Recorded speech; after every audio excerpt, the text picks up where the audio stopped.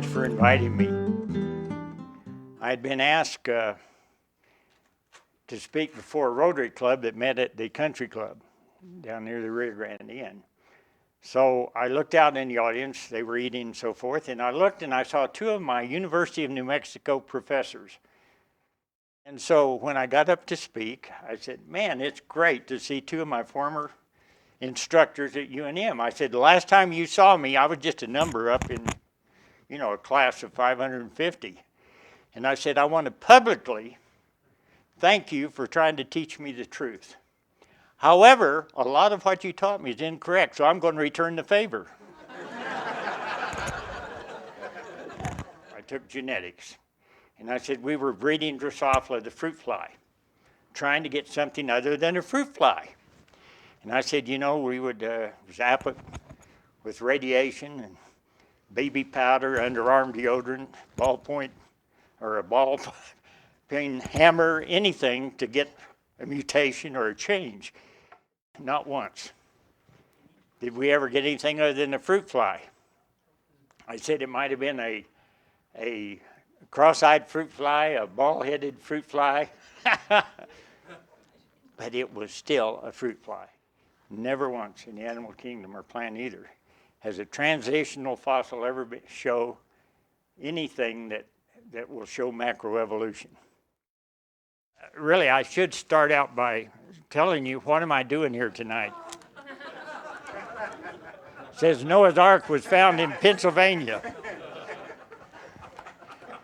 I don't buy these things, people. They're given to me. Now, Noah's Ark, is it fact or fiction? Has anybody really seen Noah's Ark? And we could go on with the many books that have been written. I want to start and share with you what I'm most familiar with, and that's how I got involved. And I've made 9 trips to Turkey. I've climbed Mount Ararat on 3 different occasions, looking to spot Noah's Ark. Well, my quest started really here in Albuquerque in 1983. I was a music director at a church here in Albuquerque, and in the Albuquerque Journal there was an ad saying that a gentleman by the name of Dr. Howard Davis was going to come and share his experiences looking for Noah's Ark. Well, he was coming at the same time I was supposed to be leading the music. Well, I got somebody to fill in. Wife and I went to the church and listened to his presentation. And he went to the back of the church, and as we were leaving, I said, that was really a neat place, a neat lecture. I said, I knew Colonel Irwin, and he was looking for Noah's Ark, and I said, it'd really be neat to go. And he said, one of the members of our team is not going to be able to go next year. Would you like to go? He didn't know anything about me, and I said, well, let's go have a cup of coffee and talk about it.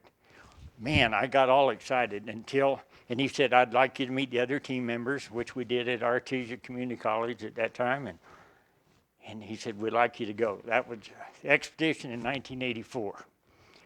So I read up on all of the background people that claimed to have seen it, from Georgia Agopian and Chuchin and all of the Armenians and all of the eyewitnesses. Found out there weren't any credible eyewitnesses that we could go get a picture from or anything else.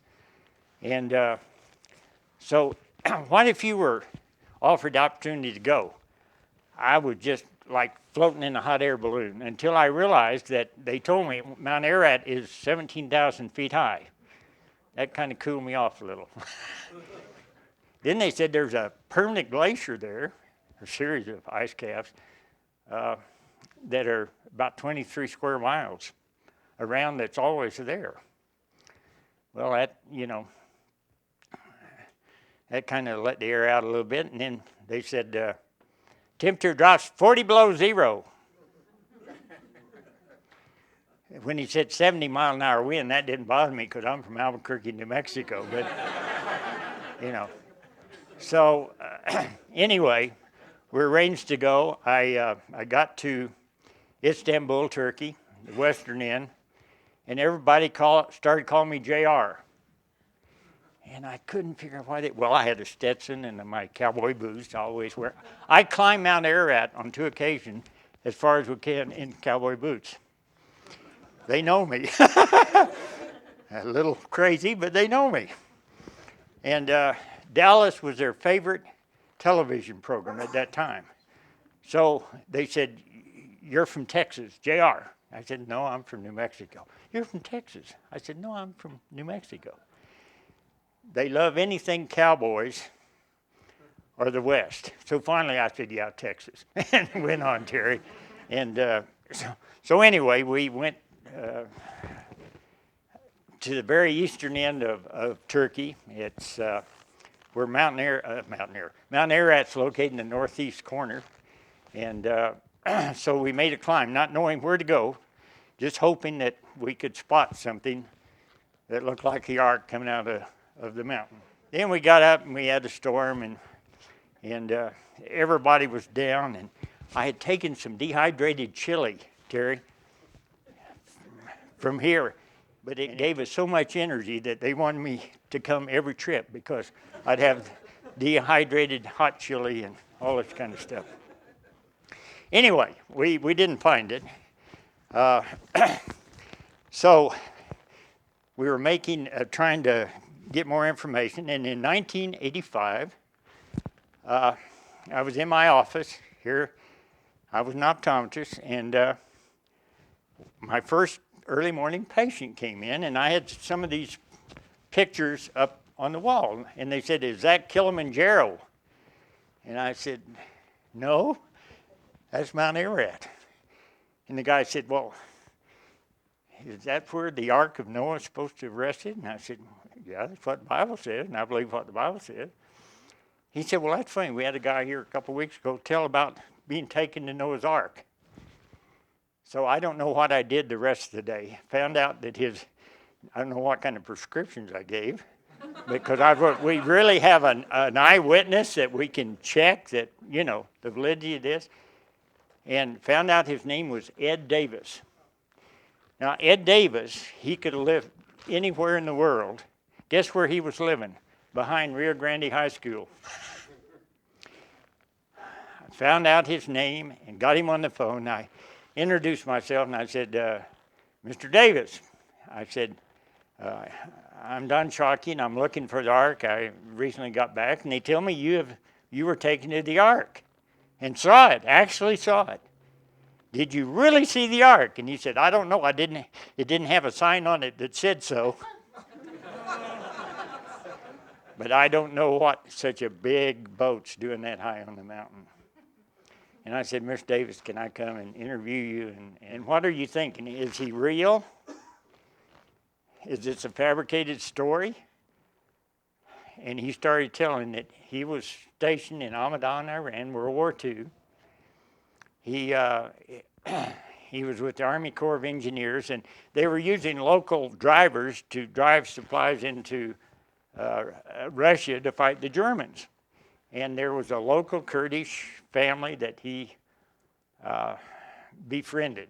They had a rock slide that had dammed up the water supply into this little village that this guy, Abbas, was living in. And Ed said, "I'm going to take care of that." And he dynamited the stream open so they got water back into their community. Because of that, they said, "You have helped us, and we'll take you to our most valuable object that we're guarding from the outside world. We don't want the Russians to know. We don't want the Iranians to know. We don't want the Turks to know." Now, they were Muslim. He said, "We're guarding it until Muhammad returns." They took it on up. I won't get into all the stories. We've got a lot to tell about, but when they finally got up, but he saw the ark in 2 pieces. Now, this is interesting. That's the first time anybody had said the Ark of Noah was in more than a single piece. We had George Agopian that was taken there in 1906 by his uncle, and it was in 1 piece, holes and so forth. Anyway, we had this account, and we shared it with the Arkathon. In 1986, in Farmington, New Mexico, we took Ed Davis to meet with all the American researchers. They came together at the convention center, And we had Errol Cummings. Does that name ring a bell with any of you? He's the father of American ark hunters. He got interested in the ark in probably 1946. And interesting story about Errol. I want to show you something that he made for me. We became friends. He found out that I was going back. And this is only about the third time I've unfolded this since way back when, but I'll leave it up here. This is a hand-drawn map that Errol Cummings drew for me, where to go and the best routes up and so forth. But what's interesting about this, and I'll be making reference to this, is a little spot over here on the northwest edge of Mount Ararat. It's called Carrada or Corhan, and this is muy importante, and I'll tell you why in a little bit. The Ahora Gorge, it's a volcano. Mount Ararat's a volcano. It blew out in 1840, about a sixth of it. And people ask, well, if it blew out, if the ark was there, how could it survive? You know, if you understand the power of God, you will have no problem with creation, with the flood of Noah, with the crossing of the Red Sea, and salvation. The problem is we don't really fully comprehend the power of God, with which His Word can bring things into existence. This is what we think the ark looks like. The ark is just, all it had to do is float. It had no anchor.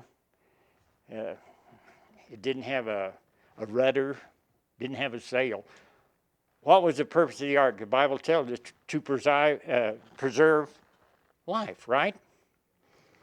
Now, there are 3 levels.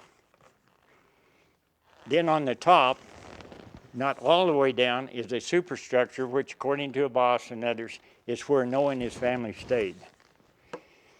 Now, I want to tell you something. God does everything right. In my age, I've learned that. Now, if you want to argue that the creation is just a myth, or the flood story is a myth or anything, take it up with Jesus. He was there, and He says this is how it happened. And I'm not going to argue with you. You take it up with Him. He was there. I wasn't. And I know that it is absolutely true. Now, it's interesting that what the Bible says. 300 cubits by 50 cubits by 30 cubits. What is it made out of? I think the ark is made out of, and as we were talking a little bit, a type of early plywood.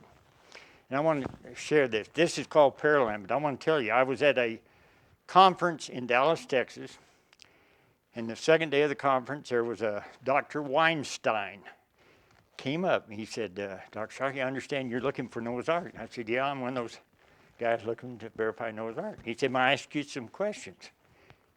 Sure. So he asked me for about 40 minutes. So I said, may I ask you some questions? I'm assuming from your name you may be Jewish. He said, I am. I was born in Jerusalem. I said, great. I said, where the Bible says, Noah, construct this out of gopher wood. And I said, what is your definition of gopher wood?